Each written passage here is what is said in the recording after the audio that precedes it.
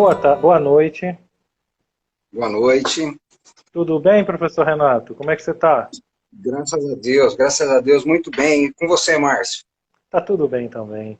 A Me Claudinha está ouve te bem, me mandando um vê bem abraço. aí? Te ouço Pô, manda um bem. abraço para ela também. É. Então, gente, primeiro eu quero agradecer novamente o aceite do convite. O professor Renato já é um parceiro nosso, um amigo nosso, está sempre aí aceitando. Dizer que é uma mão dupla, precisando de nós também. É só chamar que a gente vai atender dentro do possível, com certeza. E dizer que a gente sempre tem esse projeto de trazer pessoas de fora para estar conversando sobre psicanálise.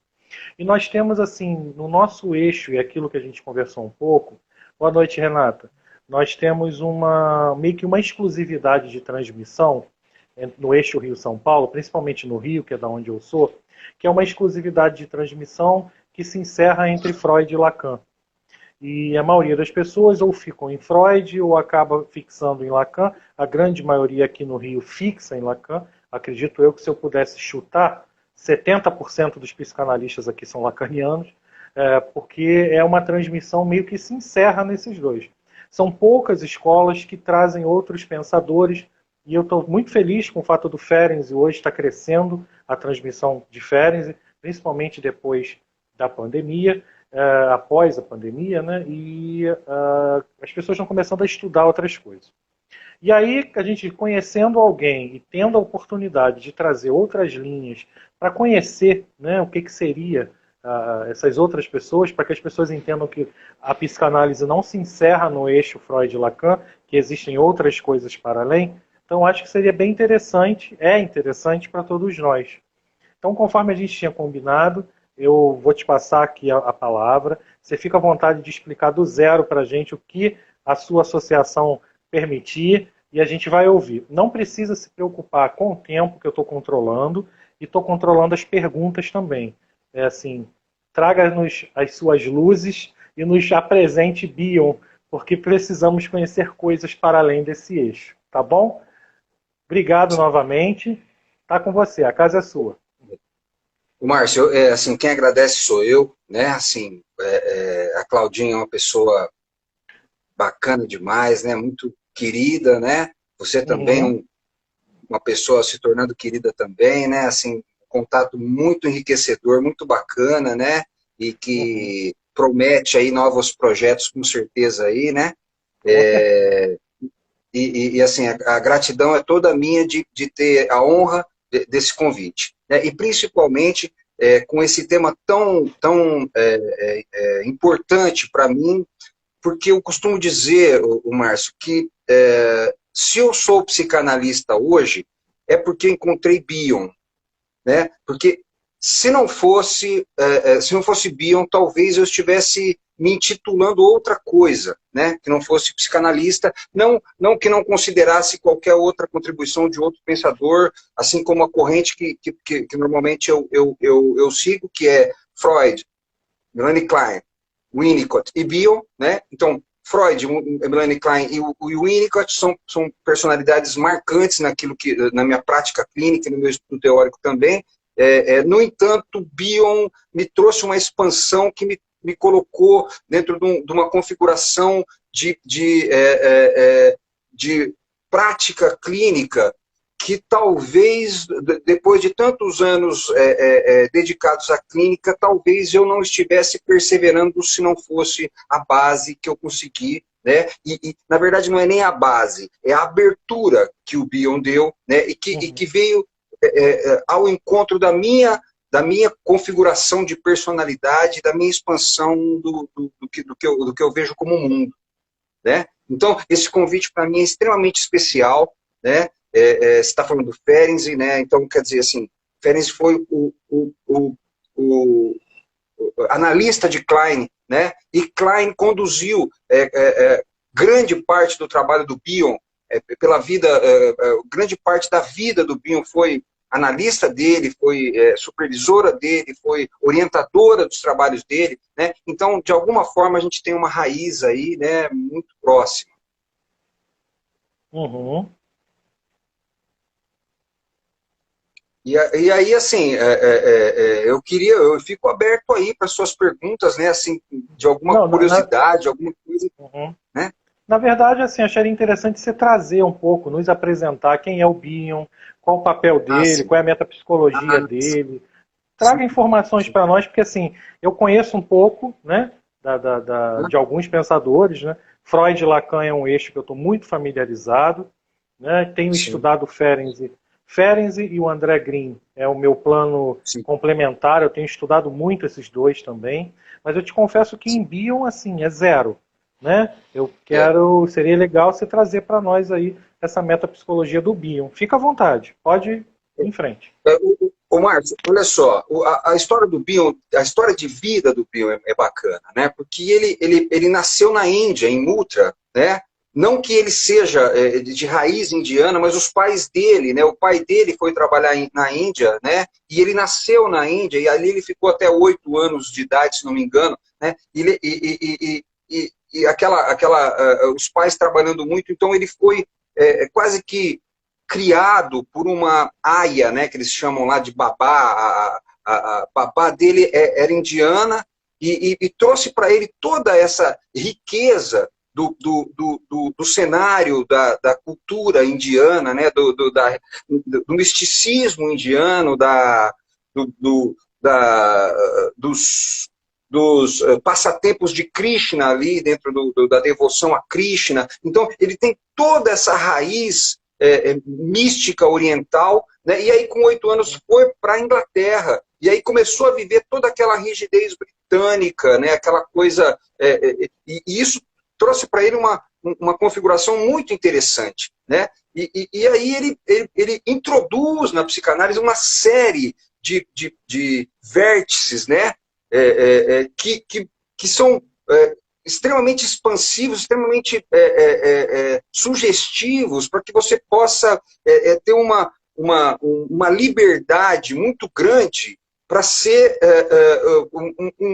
um, não só aquele replicador de uma psicanálise já pré-estabelecida, mas como ele próprio coloca, a ideia de ser um místico que destrói aquele pré-estabelecido, aquele protótipo já bem desgastado e obsoleto e propor novas possibilidades dentro da própria psicanálise, né? Essa talvez fosse a marca mais importante da psicanálise bioniana. Uhum. E, e essa possibilidade me apraz demais, me traz uma, é, é, é, um amor muito grande por essa possibilidade de expansão. Uhum. E como é que é? A Renata fez uma pergunta, né? A experiência Sim, dele sim. no exército. Ah, então. Triste, Márcio. Assim, ele não foi para o exército porque gostaria de ter ido, né? Foi obrigado Uhum. mesmo, né?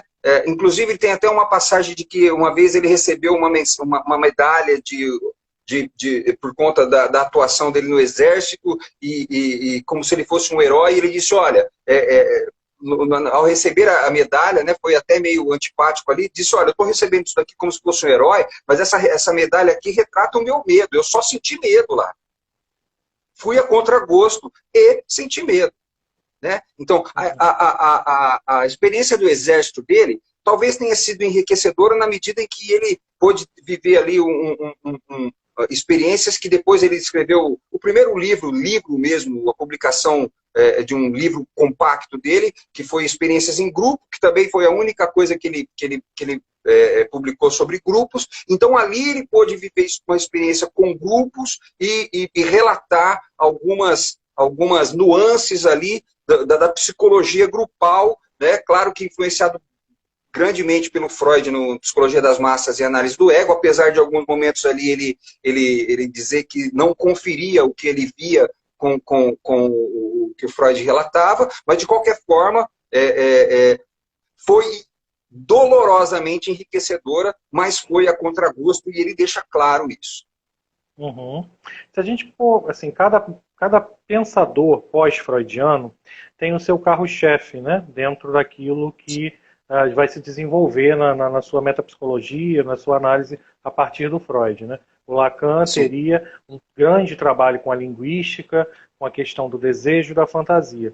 Se Se a gente for trazer para o Bion, o que você acredita que seja assim, isso aqui marca o Bion na psicanálise? Explica um pouco para a gente. O Márcio, assim, um trabalho que inspirou muito o Bion foi 1911, Formulações sobre 2 princípios do funcionamento mental. Essa publicação do Freud é notoriamente de grande influência na obra do Bion. Por quê? Porque a proposta do Bion central é essa diferenciação do que ele vai chamar de realidade última com aquilo que ele vai chamar de alucinose. Então, isso tem tudo a ver com a proposta do Bion, dos dois com o processo primário, processo secundário, né? Então ele vai dizer ali ele vai falar sobre uma realidade que não está acessível aos órgãos dos sentidos e que não tem influência da vontade humana e que vai continuar sendo da mesma forma, né? Não da mesma forma porque ela também se transforma, mas ela existe independente do desejo humano, não é? E a alucinose, que é justamente aquela compactação de todo o desejo, de toda a vontade, de toda a ânsia do humano que configura a realidade da forma como ele acha melhor que seja. Né? Então, talvez esse fosse o protótipo do pensamento bioniano, que vai se expandir, lógico, para o infinito aí. Mas isso é muito marcante na psicanálise bioniana, né? A questão, a realidade última ele vai chamar de O da experiência, né? Onde ele vai buscar até Kant, na coisa em si de Kant, né? E aí a gente pode até relacionar isso à vontade do Schopenhauer, né? De qualquer forma, essa questão do estar de acordo com a realidade última sem dúvida, o carro-chefe aí do pensamento bioniano. Me fala um pouco mais sobre essa... Pode falar. Desculpe interromper. E que também, né,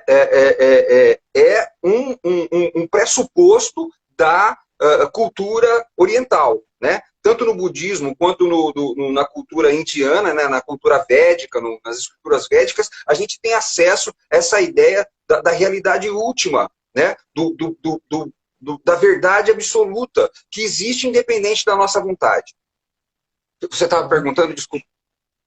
Não, você falou uma frase que me chamou a atenção, estar de acordo com a realidade última. Me fala um pouco, traz um pouco isso para a clínica, para eu entender como é que ele desenvolve isso. O Márcio, assim, estar de acordo com a realidade última é ser capaz de renunciar ao seu desejo. Renunciar o desejo ou adiar a sua vontade. Quando eu sou capaz de adiar a minha vontade, eu começo a entrar em acordo com a realidade última, não é que vai me obrigar a renunciar àquilo que eu desejo. Aquilo que eu desejo, dentro da realidade última, não importa, porque ela existe independente dos meus anseios. Então, dentro da clínica, esta é a configuração. O paciente, muitas vezes, ele traz um conflito enorme com o que ele deseja. Ele acredita, né, assim, que a vida dele só vai ser uma vida, eu vou usar a palavra que me vem aí, uma vida feliz, quando ele conseguir aquilo que ele deseja. E a proposta é justamente o contrário. É trazer a possibilidade dele reconhecer uma realidade ou poder pensar uma vida sem aquilo que ele tanto deseja. Sem aquilo que ele tanto almeja, né? Assim, como seria a sua vida sem isso que você tanto almeja? E não é convencê-lo de não querer isso, mas é simplesmente criar um ambiente ali, não é, que possa trazer a possibilidade de refletir a vida dele sem isso que ele tanto deseja. Quando isso é possível, a gente já começa a entrar em acordo com essa realidade última. E aí ele se liberta disso. Inclusive para conseguir isso que ele deseja. Você falou conseguir fazer um ambiente em que isso seja capaz. Então vamos aproveitar Sim. essa carona desse significante, né, que é esse ambiente, Sim. reconstruir o ambiente, e pensa comigo aqui, como é que o Bion pensa o setting? Sim, ótimo, ótima pergunta. O Bion, ele tem... o primeiro, o Bion, ele elenca elementos de psicanálise. Então ele vai ali, ele não está propondo uma teoria, ele sempre bate nessa tecla que ele não propõe teorias, mas ele propõe expansões a partir de teorias, né? Então ele vai dizer assim, o primeiro elemento de psicanálise para o Bion é a relação que se estabelece entre continente e contido. Então, um elemento que está disposto ou disponível a conter e um elemento que está disposto a ser contido. Então, a configuração do setting terapêutico precisa ver, em primeiro momento, essa possibilidade de criação de um ambiente de continência do elemento trazido pelo paciente. Então, três renúncias necessárias que o Bion nos orienta. A primeira, a renúncia, a maior renúncia possível do conteúdo que está armazenado na memória. Para ele, isso é impreterível.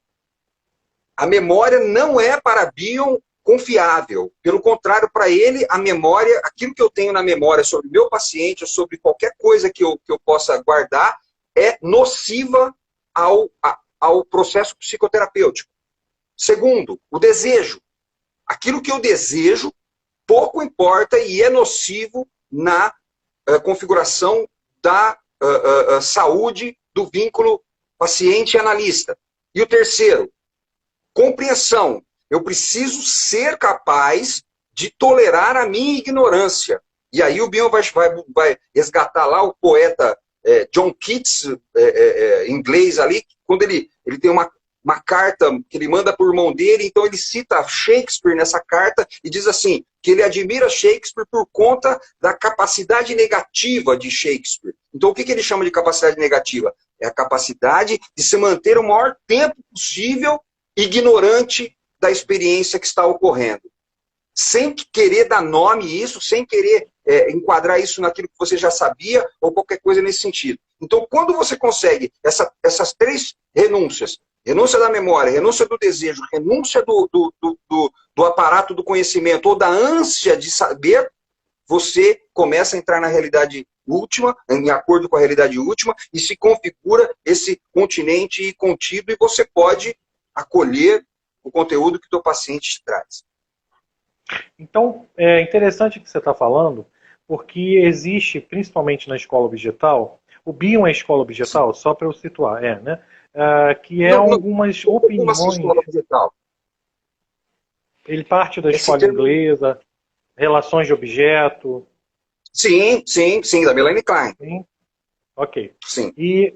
Então existem pessoas a partir, né, desse segmento que defendem a contratransferência no setting em algumas situações. Como é que o Bion pensa essa relação de transferência e contratransferência? Sim, ótima pergunta. O Márcio, assim, sempre bem-vinda. É claro que a gente não pode usar a contratransferência como um instrumento fundamental, não é? Porque você não pode confiar na contratransferência, né? Somos humanos, não é? E isso precisa estar de maneira, de alguma forma, bem elaborado, bem resolvido, não é? Para que você possa ter um fluxo mais fluente na relação. Mas, quando eu sinto elementos contratransferenciais, isso me aponta um limite, isso me aponta alguma coisa importante para que eu possa articular junto com o meu paciente, sem dúvida. Esse desconforto contratransferencial é extremamente útil, não é? E, acima de tudo, uma manifestação do instinto de autopreservação ali, te indicando alguma coisa que tocou no seu limite, né, do limite da sua capacidade. E aí é importante que você possa ter uma capacidade de conter isso e não levar para a atuação. E sim pegar esse elemento e usar como um elemento de articulação na possibilidade do crescimento, da expansão da dupla. Uhum. E existe algum caso em específico, por exemplo, por que eu estou puxando esse assunto? Conversa-se muito hoje sobre a questão de casos limite, né? Nós temos aí situações que se nominam alguns pensadores, como o próprio André Green, que é alguém que, como eu te disse, eu venho estudando. Ele Sim, fala muito da questão dos casos limite, né? E ele aponta a sim. contra-transferência como uma ferramenta que deve ser utilizada em casos com essa aparência, com esse enquadre. O que o Bion pensa sobre isso? Como é que se posiciona a respeito? Sem dúvida, porque ele vai tocar num ponto onde você não tem acesso, né? E Uhum. esse tocar no ponto é diretamente um convite à conta-transferência, né? Mas de qualquer forma, Márcio, a proposta da psicanálise bioniana, para ele, o importante é que você possa promover um desenvolvimento dentro da análise. Né? Para ele não tem certo nem errado. O que é importante para ele é que aquilo que você esteja usando, seja a conta-transferência, ou seja qualquer outro recurso que você tenha à mão ali, que isso possa promover o desenvolvimento. Né? No olhar do Bion é isso. Né? Não tem certo ou errado, não tem pré-estipulado ou não pré-estipulado. Para ele é importante que isso promova expansão e desenvolvimento. Né? E em muitos momentos a contra-transferência é um sinal sublime, né? Porque toca no meu instinto de autopreservação ou alguma coisa que está tocando ali que não confere com a harmonia da dupla. Quando você fala assim, o importante é que haja um desenvolvimento na análise. Me explica um pouquinho Sim. o que é isso. O que é essa coisa, o desenvolvimento na análise? O desenvolvimento na análise que eu falo, o Márcio, é a possibilidade de você perceber que o laço foi estreitado, que o vínculo está cada vez mais saudável, que existe a possibilidade ali de uma dissolução das transferências, percebe? Que existe uma cooperação, não é? E que o Bill vai falar do vínculo K, que é o knowledge, né? O conhecimento, que toda a possibilidade do conhecimento que esteja ali, da tomada de consciência que esteja havendo ali na dupla, possa ser transformado em ser. Né? Tudo aquilo que eu sei possa ser transformado em ser. Né? Estar sendo, na realidade, o Bion usa, né? Não é nem ser. Né? Então, assim, que este conhecimento possa estar se transformando em algo que possa ir para o nível do estar sendo. Né? Então, quando eu estou sendo tudo aquilo quando eu estou sendo aquilo que eu sei, está havendo um desenvolvimento na dupla. E estar sendo em relação ao outro, né? Sempre isso. Né? Estar sendo em relação ao analista, estar sendo em relação ao paciente. Né? Não fora na extra transferência, mas ali dentro na transferência. Se eu entendi bem, quando você fala de estar, do que eu sei, estar sendo, você está falando de uma posição de mudança de posição da tua verdade, é isso?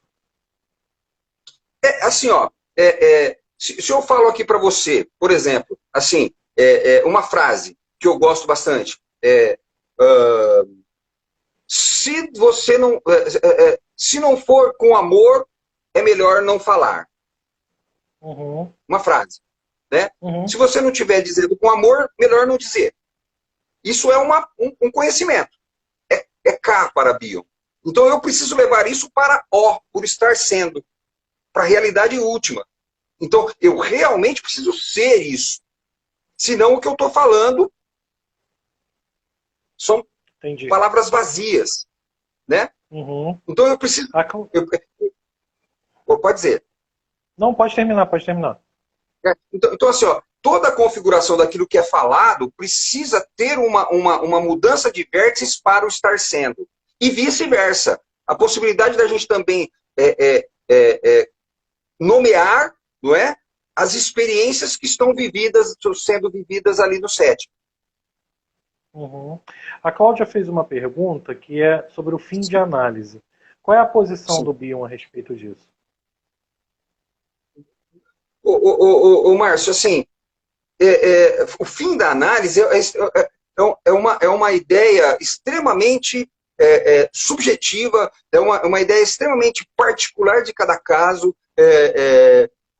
pode ocorrer, não pode ocorrer, né?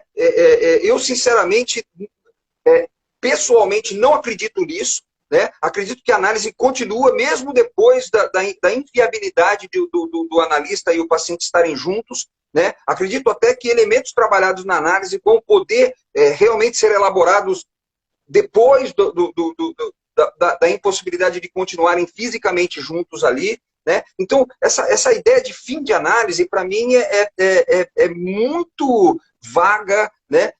Assim, eu acredito na análise, e o Bio nos orienta nisso, Márcio, assim, ó, a relação analista-paciente precisa ser uma relação real.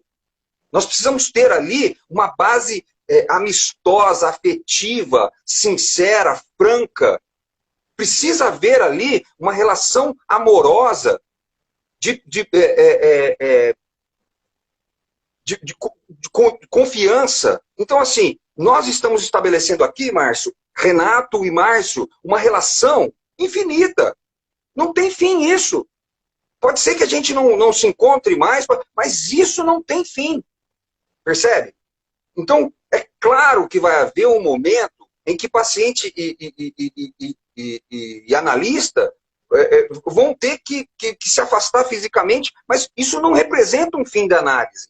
Né? Hoje, ainda com o advento da tecnologia da análise online, isso fica muito mais interessante ainda, porque esse contato, né, via mensagens, perpetua, e isso continua sendo análise.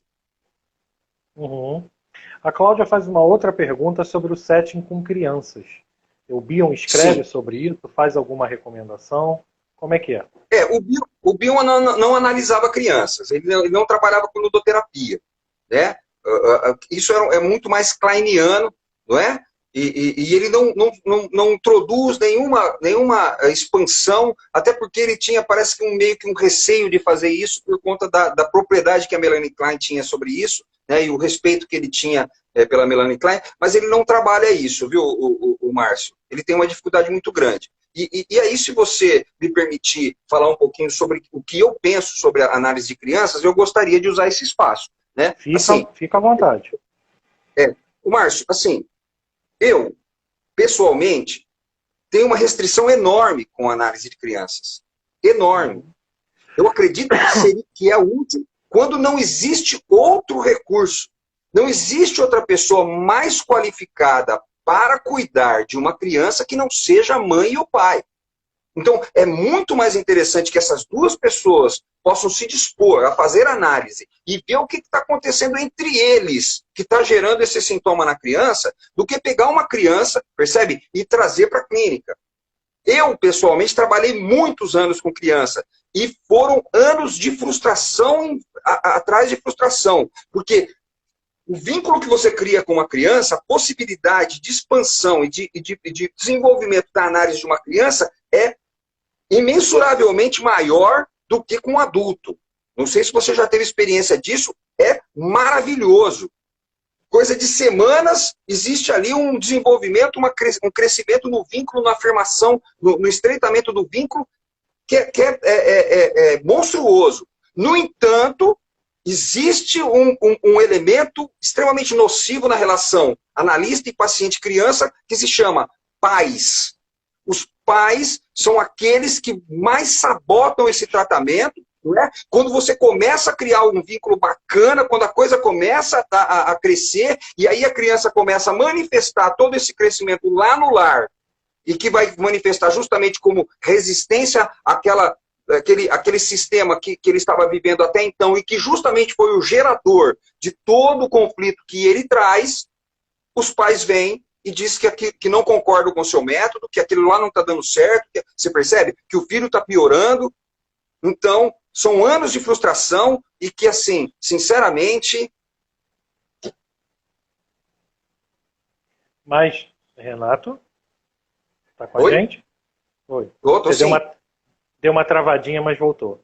Mas, assim, a Klein, que é uma pessoa que você também estuda, tem uma relação, Sim, assim, muito grande de atendimento com crianças. sim, sim, E me fala um pouco mais, assim, até para não ficar dúvida para quem está ouvindo, e também minha, sim. a respeito de esse é o melhor dos mundos. O problema é que a gente vê que tem pais que dizem assim, eu não preciso.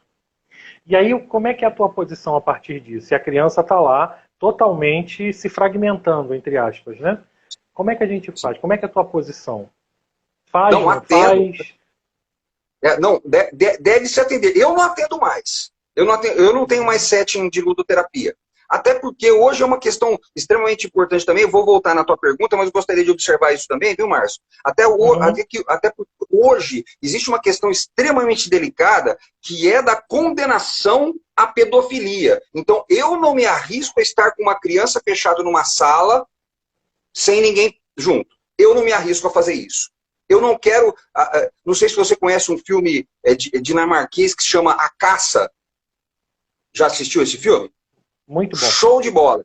Então ali mostra as possibilidades de uma criança, por exemplo, deturpar uma realidade, alucinar alguma coisa ali e por acaso, condenar o sujeito de pedofilia. Então, por conta disso, também não atendo mais criança, porque não sou. Não quero me colocar a risco, nesse risco. Mas, assim, como eu te disse, se não existe qualquer outra possibilidade, se os pais não estão mesmo dispostos a se submeter à análise pessoal deles, então vamos atender essa criança, né? Uhum, Agora, onde é que a ludoterapia, onde é que a análise da criança kleiniana me traz uma expansão, um enriquecimento? Na medida em que cada adulto que a gente atende tem uma criança ali dentro, uma criança doente, uma criança sofrendo, uma criança padecendo, né? E aí toda a expansão kleiniana encaixa como uma luva e serve como um recurso tremendo de manejo clínico, porque, na realidade, no final das contas, você está tratando de uma criança e continua tratando de uma criança fixada lá atrás, né? Pelo menos dentro de uma cota, a gente está tratando, né? Então, as contribuições da Melanie Klein são enriquecedoras, até porque não existiria Bion se não houvesse a Melanie Klein. uhum. Como é que é a relação dos dois? Bion com Klein? É, assim, Márcio, de extremo respeito, né? O Bion se intitulava kleiniano, né? Ele se chamava kleiniano, né? Se conheceram? Então ele tinha o Bion e a Klein. Sim. A Klein foi analista do Bion Ah, por foi a muitos analista anos. dele? Sim, Legal. por muitos anos. Bacana. Uhum. Analista, supervisora e orientadora por muitos anos. Então, há ali entre os dois uma relação que vai muito para além do analista e paciente, ou supervisor supervisionando, ou qualquer coisa nesse sentido, mas existe ali um vínculo extremamente estreito, né, de amor e verdade, né? Uhum. E aí, já que o Bion se colocava kleiniano, mas tem uma Sim, obra, né, que se expande para além disso. sim, Você podia sim. pontuar algo que ele não fica na Klein, né, algo que diferencia ele da Klein? Ah, sem dúvida, né? Assim, puxa vida, assim, a Vambora. maior parte, né, o Márcio, na verdade, é muito interessante essa tua pergunta, porque assim, ó, me parece que a obra do Bion começa a realmente tomar um corpo bioniano, né, vamos dizer assim, depois que ele se afasta da Klein, depois da morte da Klein, depois né, que eles não estavam mais juntos, né? Parece que ele, por muito tempo, ficou meio que amarrado ali na relação com a Melanie Klein, e ele consegue se expandir muito depois que ele. Né, e aí ele vai trazer elementos extremamente expansivos, a ponto de, em 1970, ele ser expulso da Escola Britânica de Psicanálise por conta das propostas místicas dele, propostas expansivas que apavoraram o pessoal da escola. Ele era presidente da Escola Britânica de Psicanálise e foi expulso simplesmente, né? Por conta disso. Uhum. Você me trouxe uma repetição aqui, que eu já ia te perguntar, vou aproveitar agora que você trouxe de novo. O Sim, Bion com o místico. sim. Me conta isso. Me É conte assim, ó, tudo para sobre ele, isso. para ele é fundamental isso, o Márcio. Essa ideia, o que é o místico para o Bion? Assim, Uhum. né? Márcio, deixa eu só te fazer um parênteses aqui. Eu estou explicando muito o Bion, mas na verdade, isso tudo que eu estou te falando é algo que eu consegui obter, né? Consegui extrair daquilo que eu estudei de Bion. Pelo amor de Deus, algum bioniano me assistindo aí pode falar que eu estou falando besteira aqui, mas tenho um carinho enorme pela obra do Bion e me sinto qualificado para trazer minhas interpretações sobre Bion. Isso aqui não é de maneira alguma eu querer falar o que o Bion quis dizer. Deus me livre. Né? Uhum. Então, assim, o que seria o místico para o Bion? O místico é aquele que destrói. Então, ele vai dizer que essa personalidade mística, ela se divide em três. Ela se divide em gênio, em Messias e propriamente dito místico. Então o gênio é aquele que traz uma ideia nova, é aquele que destitui o pressuposto pré-estabelecido. Então, um místico precisa ter características de gênio, né? Aquele que diz, eureka, descobri. Então ele precisa ter essa característica. Ele precisa ter característica também de um Messias, não na medida que o Messias vem trazer a salvação, mas aquele que traz a esperança, a possibilidade de uma constância, não é? Esperançosa, e essa é a função do místico também. Mas, acima de tudo, a função do místico é de destruir tudo aquilo que foi construído. Tudo aquilo que foi feito até então precisa ser destruído para que o novo possa emergir. Então ele vai trazer a ideia da relação do místico e do grupo. Então, o místico destrói o grupo e o grupo destrói o místico. Então, o paciente é um grupo. O paciente chega fragmentado como um grupo. Ele não é compacto, ele não é, integrado. A personalidade dele está fragmentada em pedaços. E cada pedaço desse forma... e esses pedaços todos formam um grupo. O papel do analista é destruir isso que está acontecendo para causar essa fragmentação, para haver uma integração. Então, esse é o místico para o Bion. E ele vai dizer assim, existe o místico, existe aquilo que ele vai chamar de establishment, né? Aquilo que foi estabelecido. Então, dentro da psicanálise, nós temos aquilo que foi estabelecido e que vai sendo replicado e compartilhado, não é? Porque o Freud disse, porque a Klein disse, não é? E tem os místicos. O Freud foi um místico.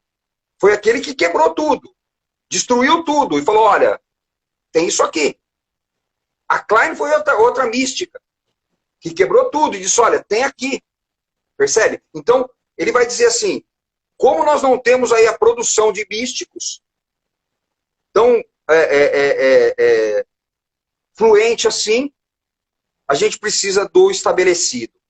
Enquanto a gente não tem o místico que aparece, a gente vai seguindo no estabelecido.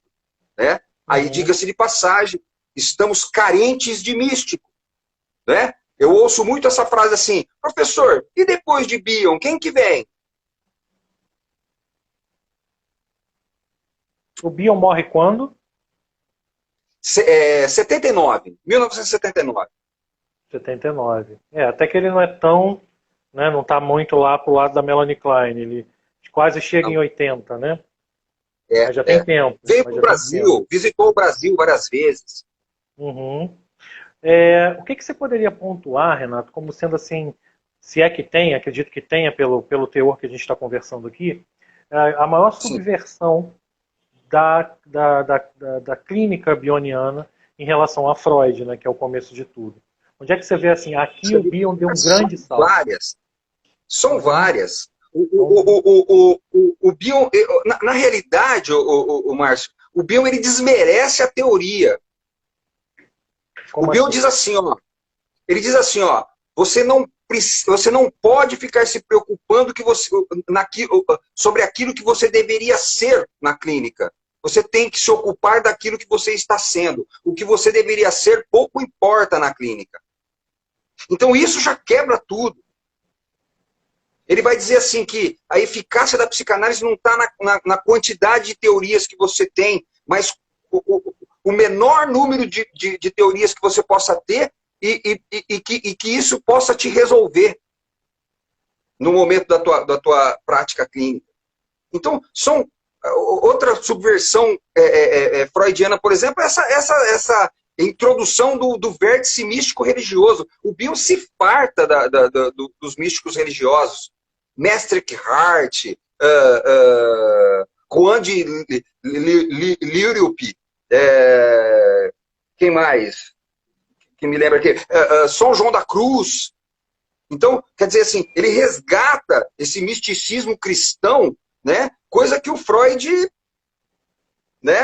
Mal-estar das civilizações, futuro de uma ilusão, você percebe? Então ele resgata isso tudo, ele enriquece a psicanálise através das formulações religiosas. Uhum. Eu poderia ficar aqui falando inúmeras subversões dele, né? Uhum. Ele diz assim, o desejo de ser um bom analista obstrui a possibilidade de se tornar um bom analista. Sim. O analista acaba se colocando num papel onde não deveria. Pois e aí, automaticamente, né, assume um lugar que não deveria assumir. O desejo do analista tem um limite, ele é muito delimitado, né? Quando você, eu não sei como é que, se for diferente do que o Bion coloca, você me fala. Mas quando o analista deseja muito pelo paciente, aí você está tendo um atravessamento que incomoda a análise, né? Que não deveria de acontecer. As pessoas que estão nos ouvindo agora, que vão nos ouvir depois, e inclusive eu me enquadro nessa pergunta, o que você indica para quem, poxa, que legal isso que o Renato está falando. Que livro eu posso começar para quem nunca viu nada? Gostei do Bion, vou procurar um livro. O que você indica? Assim, Bion, né? Se arriscar a leitura contemplativa de Bion. Começar pelo aprender pela experiência é legal, 1962 ali.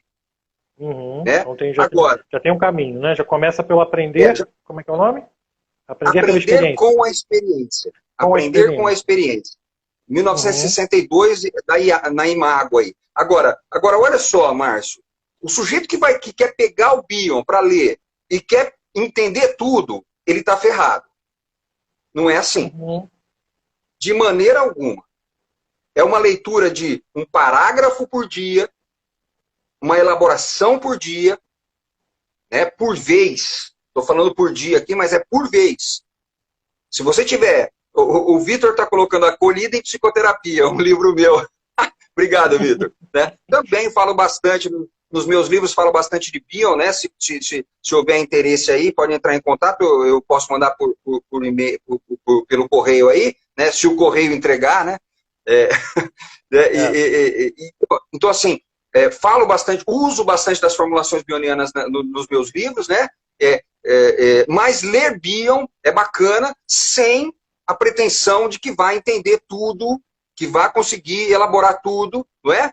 Agora, tem um outro pensador, Márcio, muito bacana, aqui do estado de São Paulo, da cidade de Campinas, que se chama Antônio de Muniz Rezende, um senhorzinho, deve estar com já uns 90 anos de idade, e ele tem uma obra muito grande de introdução a Bion, né? Então, os livros do Antônio Muniz Rezende também me ajudaram muito, né? E é um cara bacana para trazer Bion. Da mesma forma, né? Ele não explica Bion ipsis literis, mas ele parte de Bion para se expandir. Aliás, essa é uma característica da ideia bioniana, né? Da teoria bioniana. Não é saturada. Tudo que está ali é um começo. A gente não pode tomar conceitos bionianos como alguma coisa saturada, ou pronta, ou pré-estabelecida, porque na realidade é só um ponto de partida. Então o Bion vai falar assim, a hipótese definitória é o começo da reflexão. Uhum. Você está falando que a leitura tem que ser muito pausada, porque ele é um Sim. escritor complexo ou pelo... Por quê, assim? Ele é difícil de Muito, ler? muito, muito, muito, Uhum. Márcio. Mas demais da conta. Agora, estou lançando agora, sistematicamente, aí você vai achar isso aí com muita facilidade, seminários que o Bion deu, né? Conversas que Bion fez nas visitas que ele fez, inclusive no Brasil. Né? Então, ali, o Bion começa a desconstruir toda essa complexidade dele. Ali ele começa a falar, Uhum. olha, não é aquilo, né? Não é desse jeito. Sem complicar a coisa. Né? Um livro que eu gosto demais, vou até mostrar aqui. Um livro que eu gosto demais do Bion é esse aqui, ó. Conversando com o Bion, Uhum. que são conferências dele em Nova York, São Paulo e Rio. Rio, não sei se é Rio, acho que é. Não, Nova York e São Paulo. E que é uma conversa mesmo com ele, né? É um bate-papo com ele. Ele expõe ali um certo tema, depois ele abre para perguntas e bate-papo. Então, é um livro bem bacana também, que traz ali um Bion descontraído, que traz, né? Inclusive, assim, muitas vezes perguntam para ele assim, Dr. Bion, o que o senhor quis dizer quando o senhor afirmou que é isso, isso e isso? Aí ele diz pro cara assim, olha só, cara, se você não conseguiu entender, vamos passar para lá e vamos começar a conversar alguma coisa que você entendeu. Uhum. Então, se não foi acessível, não interessa. Entendi. Deixa eu fazer uma pergunta que é uma curiosidade também, até pelo envolvimento Sim, dele com a Klein, que a Klein tem um papel sim, muito importante no desenvolvimento do conceito, ou pelo menos na ajuda do aprofundamento do conceito de pulsão de morte. Como é que sim. o Bion vê isso? Qual é a Ele posição vê dele? tem uma frase bacana do Bion que ele diz assim, que ele relaciona a pulsão de morte e a pulsão de vida ao desfecho de algumas experiências. Então ele vai dizer assim, o orgulho, por exemplo, ele vai levantar a ideia do orgulho. O orgulho, quando irrigado de pulsão de morte, vira arrogância. Quando irrigado de pulsão de vida, vira autoestima.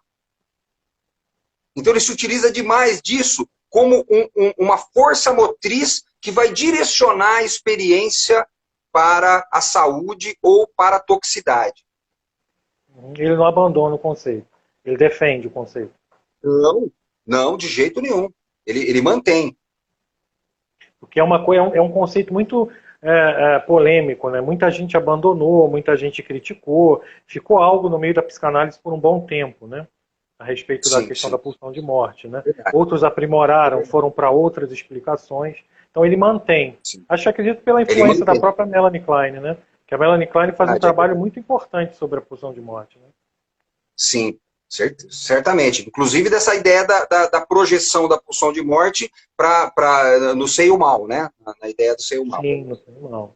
E uma última pergunta aqui para a gente poder fechar não, né? Abrir, porque isso é um assunto Sim, gigante.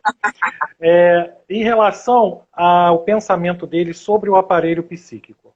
Ele mantém, sim. ele critica Freud, ele defende essas instâncias, ele cria uma outra. Enfim, como ele pensa o aparelho psíquico. Ele vai. Uma boa pergunta essa, Márcio. O Bill ele vai falar de aparelho para pensar. Aí, É muito interessante. bacana essa ideia dele, né? Ele diz assim, ele não acredita que a mente produz pensamentos. Ele diz que a mente serve como um catalisador ou como um conversor deste pensamento que já existia antes do pensador. Então, esse pensamento já existia e o pensador precisa aprimorar o seu aparato mental como um aparelho para pensar estes pensamentos. E isso é uma expansão bioniana muito interessante. Né? Uhum. Ele continua defendendo essa política do recalque, ele Sim, mantém esse mecanismo. Mas é interessante isso, o mantém sem dúvida. aparelho. aparelho para pensar. Por que ele muda dessa forma? Tem algum motivo dele ter mudado Então, essa... é porque assim, porque ele, na verdade, não é nenhuma mudança, viu, Márcio? É uma adequação mesmo, né? Isso tudo foi uma expansão da própria ideia do Freud, do teste de realidade, né? A passagem do elemento bruto ali, né, no teste da realidade, para que possa ganhar atributos ali de princípio da realidade, né, do processo secundário. Então, essa passagem, o Bill ele incrementa isso, ele adorna isso, ele traz alegorias para isso, não é? E expande essa ideia do que já estava no Freud da passagem do processo primário para o processo secundário, sendo que o processo primário é alguma coisa que já estava ali, independente da produção da própria mente. Uhum, entendi. Quando você está falando do processo primário, você está falando das tópicas ou você está falando do recalque? Não, eu estou falando do processo primário enquanto pulsão bruta mesmo, como uma libido que brota desordenadamente, sem configuração, e que a partir do acolhimento do objeto externo começa a criar uma representação, né? Uma representação coisa, uma representação palavra, e criar um aparato mais bem elaborado e mais nobre. Entendi, entendi. Bom, voou o tempo, como eu já imaginava que iria acontecer. Falta 5 minutos, estou olhando o relógio, para a gente não perder a nossa live. Eu prefiro, né, encerrar por agora, senão a gente perde e não grava e não dá a chance das pessoas assistirem, né, quem não pôde estar aqui com a gente. Então, quero te agradecer novamente pelo convite, dizer para a gente, assim, é sempre um prazer tê-lo aqui. Vou gravar a live, tá, gente? Fiquem tranquilos, vai estar lá no IGTV, podem usar, compartilhar, fazer à vontade lá. Essa é a nossa ideia aqui. E mais uma vez dizer que é uma mão dupla, estamos à disposição também. E mandar um abraço aí para todos lá do GEPA, que são muito acolhedores, são pessoas muito bacanas. Eu participei daquele evento que vocês fizeram e foi muito bacana. Sim. Consegui assistir uma meia dúzia, não dá para ver tudo, que eram centenas de palestras. Eu vi uma meia dúzia, achei bacana, achei legal. Excelente ideia que vocês tiveram. E um abraço para todos vocês lá. E dizer que estamos à disposição também. Você quer falar alguma coisa? Fica à vontade. Eu quero sim. Eu quero parabenizar também o trabalho do psicanalítico, né? O Márcio, do teu e da Cláudia, né? Assim, bacana demais. Eu quero dizer do nosso contentamento de estar estreitando cada vez o nosso laço aí, né? Gostaria até de convidá-los, assim, para um futuro evento online aí, vocês participarem também, trazendo um conteúdo de vocês, trazendo né, para enriquecer aí, né? Vamos já pensar isso aí para o próximo ano aí, numa próxima jornada, uma próxima semana de psicanálise aí, com a sua participação e da Claudinha também, né? E assim, parabenizar mesmo o trabalho de vocês, que é muito bonito, muito bacana, né? Estou aí sempre dando uma olhada, sempre atento aí às realizações de vocês também, e extremamente contente de estar participando disso e estar entrando em contato com vocês, né? Dizer da pessoa bacana que é você, viu, Márcio? Gostei demais de te conhecer, da Claudinha também, né? Assim, pessoas queridíssimas, né? E sérias naquilo que faz e dedicadas, né? Obrigado, o convite já está aceito. É só conversar com a gente e dizer que eu vou te convidar ano que vem, em algum momento a gente conversa depois, para você falar da Klein. Você aceita? Claro, está aceito já. Então, maravilha, que eu não conheço nada da Klein, vai ser também uma grande oportunidade para mim e para nós aqui do Rio, principalmente, conhecer novas vozes. Isso vai ser muito legal. Obrigado, Renato. Tudo de bom. Excelente final de semana para ti. Beijão, fica com Deus, viu? Você também. Um grande beijo para todos que apareceram e que pintaram por aqui. Tchau, tchau, querido. Até a próxima. Tchau, tchau.